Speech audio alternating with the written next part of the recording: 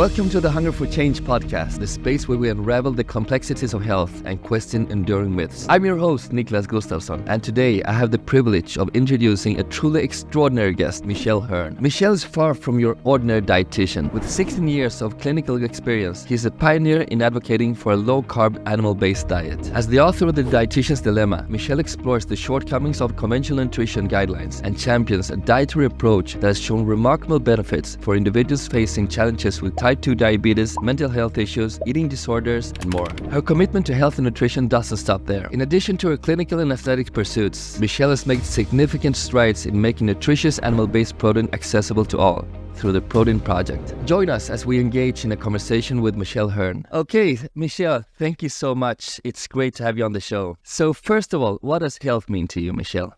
For me, health is definitely not just the lack of disease. In our country, where I live in the United States, statistically only about 7% of us are metabolically healthy. And, you could probably extrapolate that out through the rest of the world, right? We're getting more and more metabolically unhealthy as a society, meaning we have more heart disease, more diabetes, more kidney failure, more pretty much every metabolic problem. Health to me means, that you're able to actually chase your goals, and for me, I've always thought that, one of the purposes of life is to chase something you're passionate about, whether that's being a parent, starting a business, running a race, and to help others in your family, community, whatever. And so to me, if you're healthy, you're able to do both of those, at a pretty high level. Right. When you mentioned that so many Americans are not healthy today, the other day I heard something like 96% of Americans are metabolically unhealthy, which means like 4% of Americans are healthy. That's just crazy. It's amazing. It's gotten worse. When I started in this space, we had pretty good clinical studies that it was about 12%.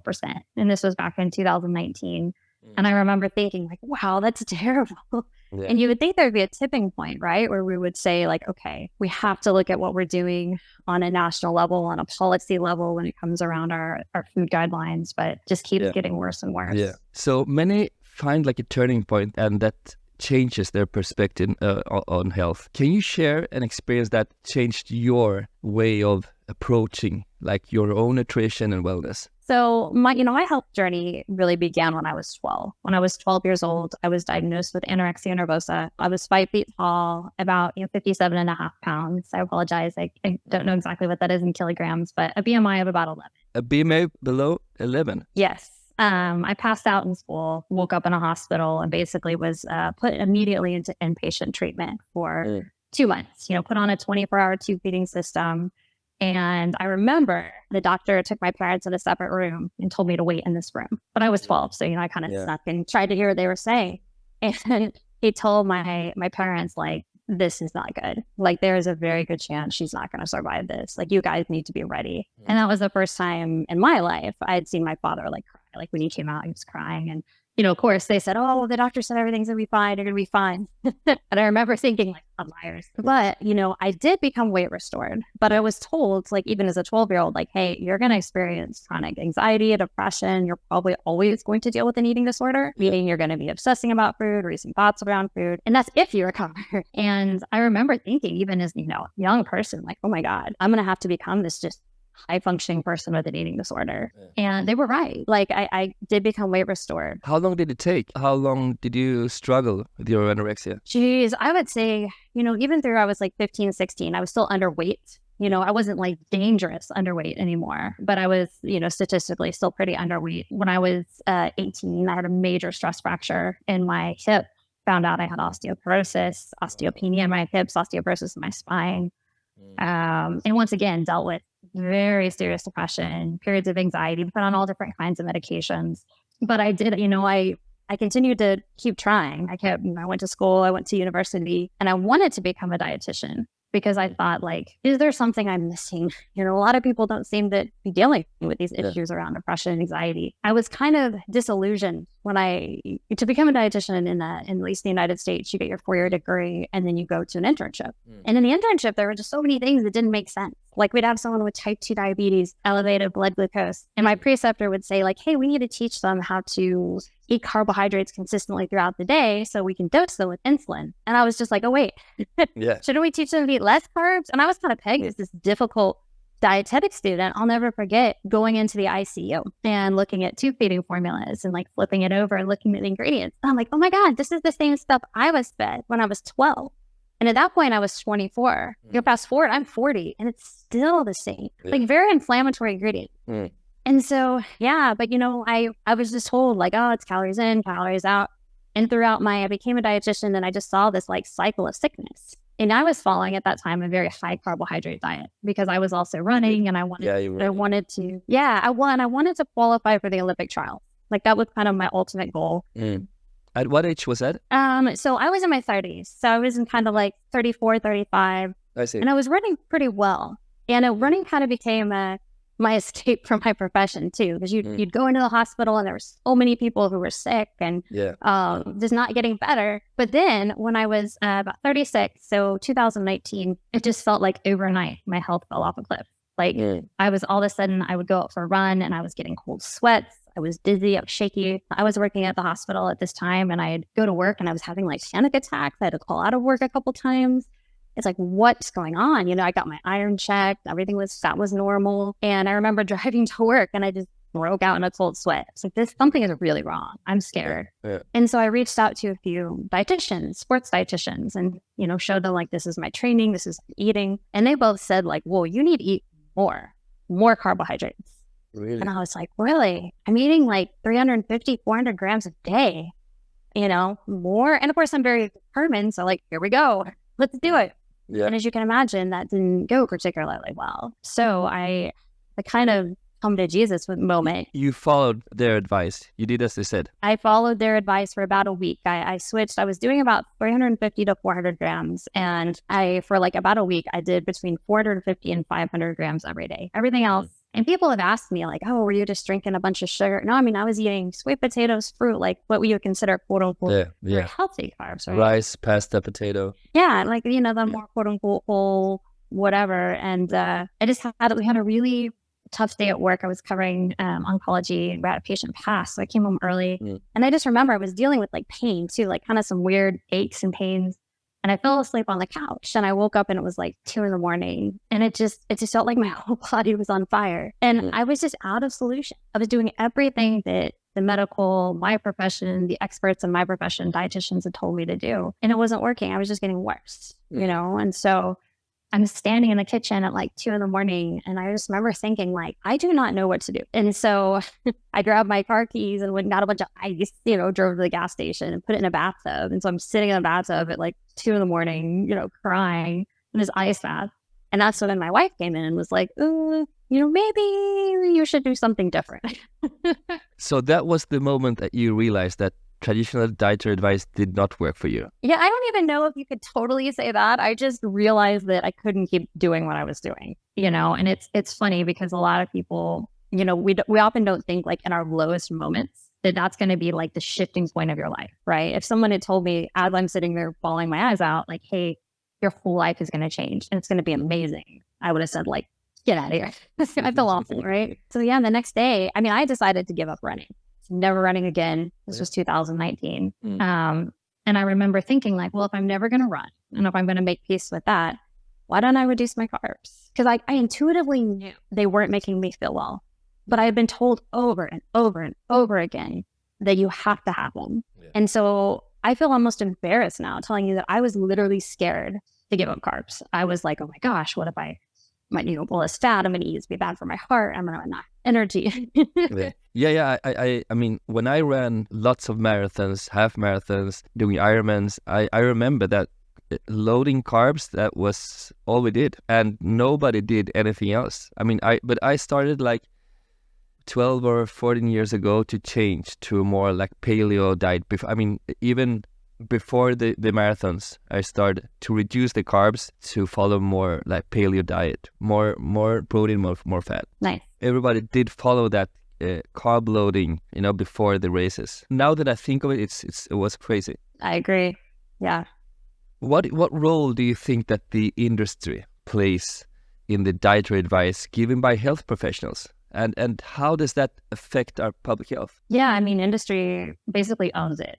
They own Yeah, I think it's shocking that more dietitians aren't up in arms, aren't speaking out, aren't freaking out, because to me, it's the definition of a conflict of interest. It was the governing board of all dietitians is called the Academy of Nutrition, at least in the United States. Yeah. And they are sponsored by Coca-Cola, Pepsi, Hershey's, Monsanto, Frito-Lay, like all these very large processed food companies. And there was an article that came out a few years ago that said not only are we sponsored by these companies, we are investing in their stocks, right? And to me, how in the world can you say that, oh, we were going to promote public health, but we're basically in bed with Coca-Cola? And I think this is what they've done too, because I had a dietitian that was like, oh, does it really matter if we're sponsored by Coke? It's not like we're going to go into a room of somebody who's obese and say, hey, drink a Coca-Cola. And you're right. But let me tell you what they're buying, right? So I've been, a dietitian now for a long time, 16 years plus. And I've never seen a dietitian walk into a room as someone who's obese or diabetic and say, hey, you should drink more Coca-Cola. But when the person says, I drink Coca-Cola, is that okay? Most dietitians will say, sure, just do it in moderation. Exactly. That's what they bought. And we know moderation is completely ambiguous. So yes, to answer your question, I mean, industry is so powerful. Like, I think most people do not realize. I mean, you might have like kind of a casual knowledge of like, oh yeah, but it is so corrupt. Yeah. Yeah. They are fighting very hard to not change the guidelines because they just make so much money. That's a shame. But I mean, what's important is to know, because then at least you can make decisions based on that. Yeah. And I mean, we have very good data that, when the nutrition guidelines came out in 1980, since then, every single major disease, including, like I said, obesity, heart disease, major kidney disease, has gone off the chart. Not like, oh, it's increased 10%, like exponentially has increased. Yeah. We've eaten more carbohydrates, less meat and fat, disease. And you know what the number one cause of disability worldwide is major depression. And that is skyrocketing as well. How can you navigate in this world of nutrition when like the emerging nutrition science and the big food seem to lead us in the opposite direction? Yeah, it's really hard. I mean, I honestly feel bad for most consumers because what you're going to see is just big headlines too, where they say, study says eggs are bad, study says red meat causes cancer. It's pretty ridiculous. And so it scares people. So the first thing I tell anybody is I say, never let anything override your common sense. Okay, and that's step one. Because let's say if meat caused cancer or meat was bad for you, the human race would not exist. That's all we ate for millions of years. Yeah. And that's not like debatable. That's like archaeology, It's not, plants back then, they were so small and had so much, so little nutrition. And yeah, we certainly did eat like bark and roots and things. But I mean, you're talking maybe getting 10 to 20 calories a day during famine versus the thousands you would get from, liver fat and animal flesh. So what we ate for millions of years suddenly is not good for us. And instead we should eat fake meat and seed oils and, food that existed for only 100 years or less. That's so crazy. And see, that's what the food industry is pushing. And that's what they're wanting everybody to do is like, hey, embrace our heart healthy Cheerios and all this nonsense. It's extra personal. Yeah, it's extra personal for me because, as you heard me say earlier, I mean, my health was so bad, major depression, major pain. And when I changed, I basically went cold turkey, dropped out all carbohydrates. And I would recommend if you're going to do that, like take electrolytes. I didn't know any better. So I had some pretty gnarly headaches for a week. But my health and my life within 3 weeks completely changed. The first time in my life, I wasn't having anxiety. And it almost makes you angry. You're like, I've been dealing with this since I was 12. And all of a sudden I feel calm. It's like you finally have enough, and that's the other thing that just gets me so infuriated is, if you have a steak or beef, it is not the same as a plant protein. Like what nature has created is full of vitamins, minerals, cofactors that the human body uses very well. Right. It makes our brains synapse. And it's common sense, as you said. I mean, it is. And when you say the electrolytes are important, so can you just explain in what way and how do you consume the electrolytes? Well, especially when you're going from like a really high carbohydrate into a lower carbohydrate diet, there's a lot of like shifts that happen in your body. You're reducing your insulin because anytime you're eating carbohydrates, you're getting a glucose response and an insulin response. And so all of a sudden, your body needs a lot more salt. And that's one other thing that we teach people, like, don't eat salt. Salt is bad. That's once again, total nonsense, It's the opposite. Exactly. For me, I had to like triple how much salt I was consuming. And then also just make sure I was getting, sodium, potassium, calcium, magnesium. And I think initially, like when you're going through that transition, I think it makes sense to take some supplemental electrolytes. And then as I kind of been more on this journey, as long as you're getting enough, animal foods and a little bit of variety, you're fine. That's interesting what you say about the salt, that you had to triple the intake. And also, I mean, salt, it's very hard to overdose salt. You pee it out. If you get too much, it comes out with the liquid. How do we make sure that the right health tips reach people who really need them? I don't know. It's hard because, when I worked in healthcare in 2019, and I got my health back, and I was so passionate and excited about that. I remember going to our clinical director and saying, I want to take over our diabetes care, because we needed to stop doing consistent carb dosing. We need to do low carb. And I was immediately told, no, you cannot do that. That's against the guidelines. And so for a lot of people, teaching what actually works, you could get fired, lose your license. And so you end up with this group of people that don't know better, or just will continue to teach the things that aren't. That's so sad. Yeah. Also, one thing that really bothers me in healthcare is we've kind of become, I don't know a nice way to say this. So I'll just say it how I want to say it. Kind of fluffy bunny bullshit. To where if we have someone who's obese or massively obese, we'll be like, oh, it's okay if you have ice cream. It's okay. Treat yourself. Where we have to toughen up a little bit. We have to say no, you are very insulin resistant. You are very sick. We need to eliminate this. And you will get sicker if you don't stop now. You will. And you might not have time. Unfortunately, where I'm doing some work right now, there's a 28-year-old that is in the ICU, and he may not get out because he just could not stop binge eating. And his, immediate care circle was just continuing to provide him with terrible foods. So to eat healthier, it's not cheap. So what are your tips for making a high protein, high fat, nutrient-rich diet more affordable and accessible? I do want to make a comment that processed foods are not as cheap as they used to be. You're right. Either. It's interesting. You go to I heard that some McDonald's, I haven't eaten McDonald's in a long time, but fries and a milkshake are astronomically expensive. So a box of cereal is expensive now. But I do think if we're going to make this system work, what we have to do to the best of our ability is can we support local, and can we buy in bulk? For us, my partner and I, we get a half a cow at a time. So we have a farmer who we know that's going to give us a ton of beef we can store in a freezer. So I do the same here in Spain. I buy from a farmer directly, and I know them, and And you also have to be very, very careful of the mentality of I'm trading dollars for dimes. Let's say if a ground beef is $4 and cereal is $3, you can't say cereal is cheaper, because at long term, one day in the hospital will cost you 10 grand. So that's a lot of beef. It's an investment for sure. Yes. But if you can buy in bulk, if you can get a CSA, get, some vegetables, if you can work together. But you're right. Food right now, inflation in the US, I'm sure around the world is bad. Everything is costing more. It is. Also, if you compare butter to margarine, butter is something real. It's real food, and margarine is like fake butter. The price is the same. Yeah, you always, and this is something else I would tell people that are just I don't even know where to start. Start with real.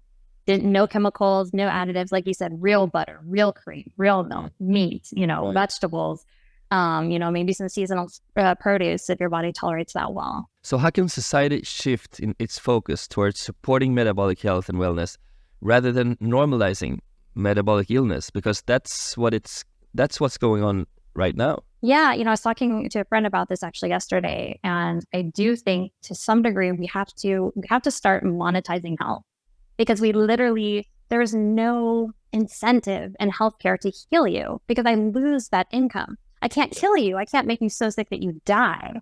because then I lose you as a customer. But if I heal you, I also lose you as a customer. So type 2 diabetes is brilliant. I keep you perpetually sick. And then it gets worse, and you're going to have to amputate a leg, your kidneys fail, money, money, money. So until we incentivize, like, hey, you get a person off insulin, we give you money. I think that's... Exactly. There must be some kind of incentive, right? In my opinion, for large policy change, that's the only way we're going to do it, is by incentivizing. Recently, we see there's a growth of eating disorders. How can we change that? And how can we step out of that and get back on track? Yeah, I think we really have to accept that eating disorders are not just a psychiatric illness. They are, my friend and co-author, Dr. Nick Norwitz, wrote a paper on this. Eating disorders is a metabolic psychiatric illness. I almost consider it to, if you can think about epilepsy to some degree, babies have epilepsy. They didn't do anything wrong. On a bad diet, they just don't metabolize glucose very well in the brain. You put them on a low glucose ketogenic diet, they stop seizing. People with eating disorders, what we've done, the traditional care is we say, no food is bad, eat whatever you want, anytime, and they get worse. They don't do well. I mean, statistically, anorexia has the highest mortality rate, and what breaks my heart even more than that, more people die of anorexia than any other psychiatric disease, is about 20% take their own lives. I remember being that hopeless and hopeless. I would be in treatment at 12 and I would wake up and I would just cry because I was like, I'm still alive. If you're just in pain, your insides are just, catabolizing, eating themselves. And so anyway, your question is, if we treat this like a metabolic psychiatric disorder, we hit it from both sides, meaning we address the metabolic component. They literally had a study that showed that people with binge eating disorder and anorexia have pretty solid damage to their gastrointestinal tract. And it kind of made me laugh. It's my 6-year-old niece can tell you oh, you don't eat, your stomach's got to be messed up. But what does that mean? That means they can't absorb nutrition very well. So my question would be, well, does that make sense to throw a lot of sugar and flour and fiber? No. How about we feed these people? And we see this. We're seeing this more and more in the low-carb communities. Individuals with lifelong binge eating disorder, lifelong anorexia, eating very high fat, butters, eggs, meat. And all of a sudden, what happens? The gastrointestinal system heals, blood sugar stabilizes, weight gain, mental health stabilizes. And I'm certainly not saying you don't, you need to address your trauma, you need to do those other things. But if we don't look at it with the metabolic component, I think we're just going to see it continue to, So what role does micronutrient deficiency play when it comes to mental health issues? I think it plays a huge role. We've done, and this is what frustrates me is this isn't stuff we don't know. If you go read studies and papers, there's very good research that diets very high in things like fiber and phytic acid bind to calcium, iron, zinc, a lot of those things you need to make your brain function. Yeah. And what do we eat? I mean, are we eating? Are young people eating, lots of liver and steak and eggs? Or are they eating lots of oats and breads and not, all those things higher in phytic acid? And I'm not saying you can't have those things, but I'm saying that when that dominates your diet, those highly processed foods, you're pushing out things that you literally need to create the neurotransmitters for your brain to function properly. And that's why I think there's a few reasons, but I think that's one of the reasons we see people with eating disorders do really well when they eliminate, because all of a sudden you're eliminating things that bind to a lot of those vitamins, minerals, and cofactors, and you're taking in a lot of things that have highly bioavailable nutrition. And then it's just, it doesn't take very long for things to start to stabilize. So what diet do you follow nowadays? What do you eat? So, like we talked about, I guess you and I talked about it a little bit offline. When I was in 2019, I decided to give up running. But my, my health returned. I started to feel so good on a ketogenic diet that I figured I'd become a recreational runner. Go around the block, get that energy out. And of course, everything felt so your diet is ketogenic, but is it paleo? Is it carnivore?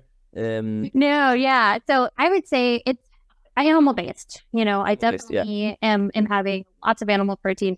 I was pretty strict ketogenic for a while, and now with the running I do, when I'm doing ultra marathons, I'm running up to 80 miles a week. I'm competing in distances, 50 miles, 62 miles. So I'm eating about 100 grams of carbohydrates a day. Yeah. And, sweet potatoes, rice, but about 60 to 65% of my diet is fat. And that it used to flip, right? I used to have 60, 70% of carbs. Yeah. So 60% is fat. Yes, Energy lots of wise. butter, tallow. I mean, a lot of, we do a lot of salmon, a lot of high fat meats. And then, beef. I wish my wife liked lamb. I like lamb, but we do mostly beef. So do I. Love lamb. Yeah. And then you do, the carbohydrates are such a small portion of my diet. But I have found that for my running, that's good for me to have about 50 to 100 grams. When I have some downtime, if I'm taking a few weeks off, I'll go back to, under 50 grams. What about fruit? I have a little bit of fruit. We live in the Pacific Northwest, so in the summer, there's berries, blueberries, raspberries. Yeah. But I don't. It's just not. I don't enjoy it too much. Like we have apples right now, so I have that once in a while. But I found just I do a little better with like the rice and then the sweet potatoes. For someone looking to change, to move away from a high carb diet, what are the first steps that you would suggest that are like practical but also sustainable? I think the first thing you need to do is really get sold on it, and even before you make any changes, because you can get excited. Maybe you hear this podcast and you're like, wow, I really want to do that. And then you go to work and everybody has done it. Or people say, oh, live a little. What's wrong with you? That's bad for you. So take some time and do a little bit of research. There's so many good books and articles and things out there. And even there's online communities that are free. You can join to have some support. Because I think that helps things just be sustainable. So making sure you're kind of sold on whatever you're doing. And then, I think there's two groups of people. Some people just want to dive right in, like axe everything. Some people want to step down gradually. So I think you have to decide like what makes the most sense for you. Yeah. But I think you will find, or at least it's been my experience myself, people I've worked with, that, it can be a little bit of a rough transition. Maybe the first, week or so, you might not feel great as your body switches from burning a lot of glucose to more fat. But then it's amazing. Your energy is better. You feel full. So it is sustainable because you like the food you're eating. You feel you're full, the reason that so many diets aren't sustainable, nobody wants to eat like salad with chicken and non-fat dressing, but eating, a couple burger patties and some bacon and, maybe a little bit of green beans, like, wow, that's amazing. So I think getting yourself set up. I also, if you can, get the crappy food out of your house. And totally. And then I think you really need to commit. I think 30 days scares some people, but even just saying, you know what, for 2 weeks, I'm going to try this all in. Let's go. And then once you get there, you're like, I feel great. The goal, I tell people, like, the goal is not like who can keto the best or low carb the best. It's to find like what works best for you. Like the goal is metabolic flexibility, right? Like we need to humans are going to be healthier. Like it's my hypothesis that all disease starts with hyperinsulinemia, too much insulin from obviously too much blood glucose. So we want to keep our insulin low. But most people, if you're metabolically healthy, which, as we discussed, is not very many people, but when you are, you can have some fruit, or you can have, if you're super active, you can have something. But the foundation of human nutrition has always been protein and fat. I totally agree. To be metabolically flexible, that is such freedom. Not to depend on carbs all day long. I think that's something that people should discover, because it is a freedom, right? Oh, let me tell you, my wife recently had a surgery, and we had a little bit of unexpected circumstances to where the time shifted. And so I had thought, I was like, I normally eat my first meal around 11 or 12. And so that's what I thought I was going to do. But because of some things that happened, I wasn't able to eat my first meal till 4. And if back in my high carb days, I would have been dizzy, shaky, freaking out. Oh, sweaty. I could have gone till the evening. It's fine. I'm metabolic. And that's one of the beauties, is it is food is not supposed to control your life. It is not normal to be hungry every 2 hours. No. How many times a day do you eat? How many meals do you have a day?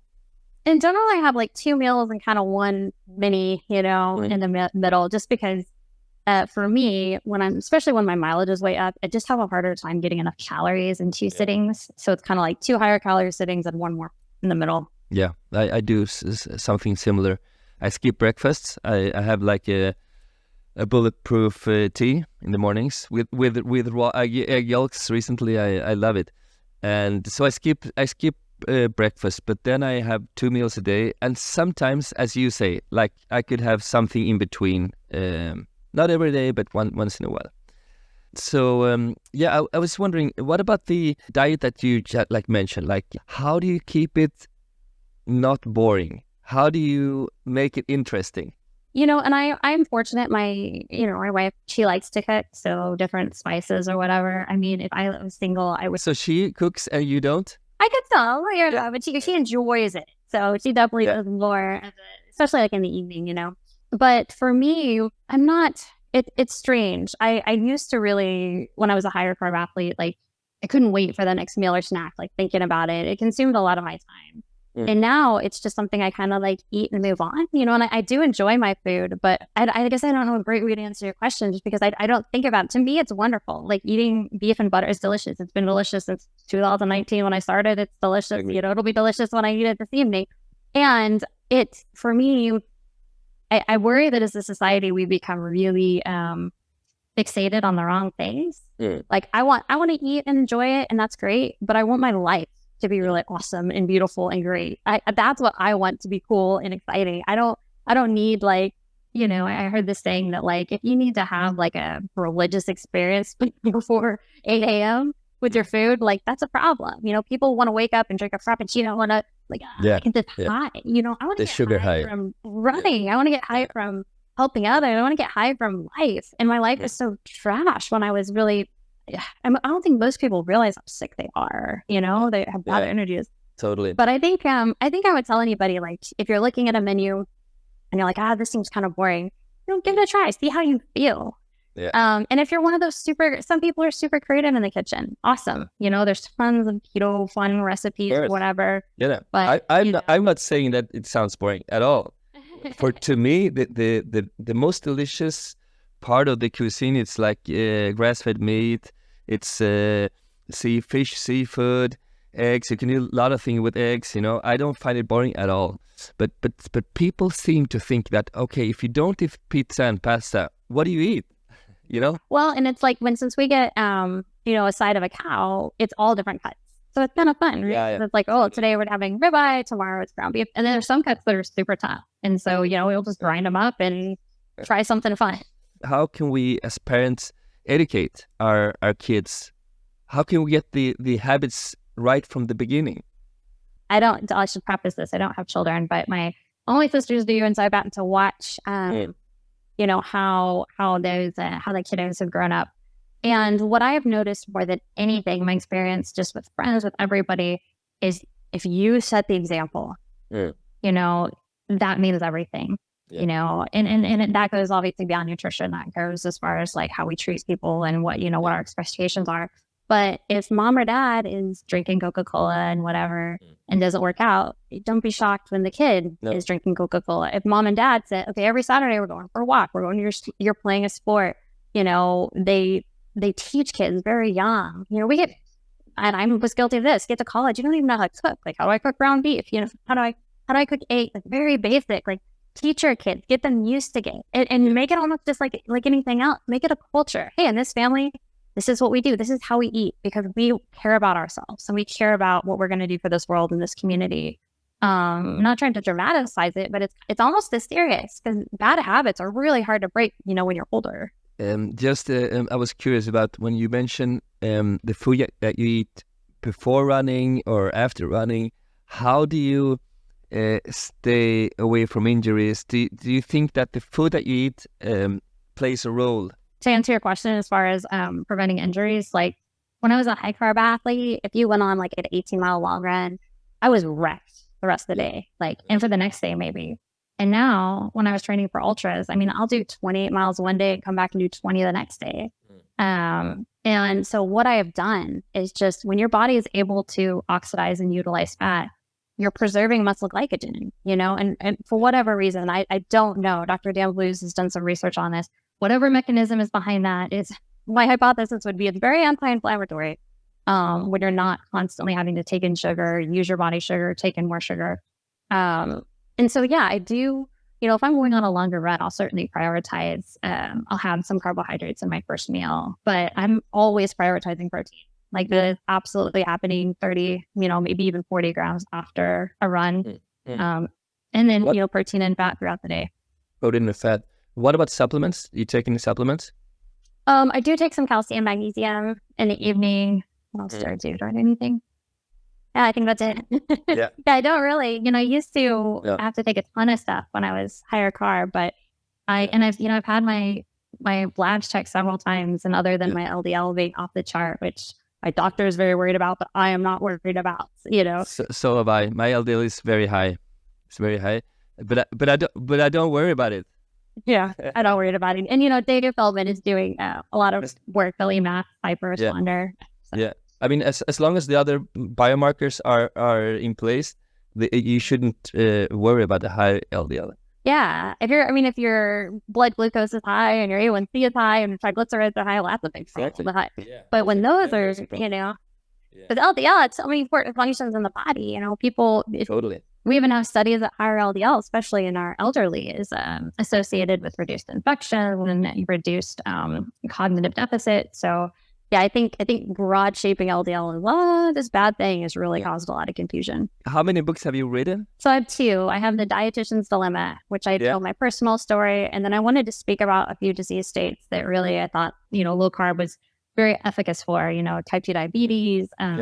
Metabolic, mental disorders, including like major depression, eating disorders, heart disease, and sarcopenia. And then the Fox family food fight. And we ended the Fox family food fight with to be continued. So who knows? Maybe there will be another. Little Freddie Fox gets type 2 diabetes. So he has to figure that out. And then I'm going to go speak at a conference here in March.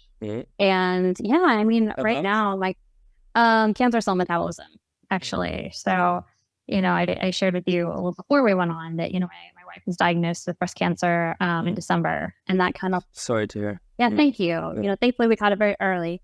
And the day after she was diagnosed, and we both follow, obviously, a low-carb diet. But the day after she was diagnosed, she went on a therapeutic, calorie-restricted ketogenic diet. So measuring blood ketones. Yeah, that's important. Yeah. Yeah, her experience through this process has really made me want to educate people on why that could be efficacious, like why that might be really, we have good studies that tumor shrink, we get, clearer margins, less inflammation. Like we just saw our doctor yesterday and he was like, I've never seen someone heal this fast. Like they got clear margins, easy.